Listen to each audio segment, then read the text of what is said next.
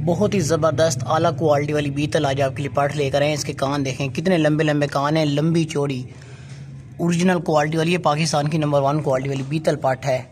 इसके दांत भी हम आपको चेक करवा देंगे। दांतों से ये खीरी है भी माशाल्लाह से और भी काफ़ी बड़ी बनेगी। सेहतमंद पाठ है, सर से लेके पाँव तक एक्टिव है, बिल्कुल मुनासिब रेट लगाया हुआ है। इसके दांत भी चेक करवा देंगे। इसकी आंखें देखें, बहुत ही प्यारी माशाल्लाह से खूबसूरत वाइट आंखों वाली पाठ है।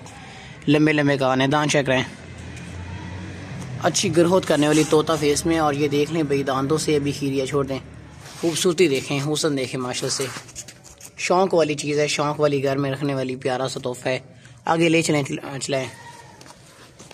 बात दौड़ती सेहतमंद बेहतरीन पाठ है, बहुत ही लंबे लंबे कान वाली है, खूबसूरत वाइट आँखें हैं, बहुत ही प्यारी सी तोहफा लेकर आए, प्यारी सी पाठ है माशाल्लाह से। चीज़ देखें, इंशाल्लाह जिस भाई के पास भी जाएगी ना उनको बहुत ही ज़्यादा ये पसंद आएगी। बहुत ही प्यारी चीज़ है, खूबसूरत चीज़ है। बस ले चलें आगे।